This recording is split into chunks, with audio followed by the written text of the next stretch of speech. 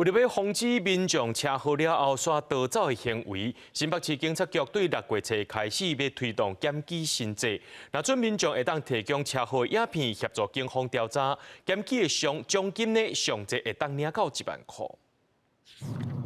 警察记录器是翕到一台奥多麦，是技术超车无超好去下到另外一台奥多麦，造成这无辜的技术是摔甲真惨。但这肇事技术毋若无道车去共看一个，颠倒是油门吹来浪讲。亲像这种造道事件是一直出现，为着阻挡造道的行为，新北警方是提出检举的新制，6月初一开始只要检举到奖励金，协助警方在厘清意外的发生或怎么样之类的话，我觉得整体来讲，我觉得这是一个好事啦。最主要应该是说可以帮助到这个事件能够更快的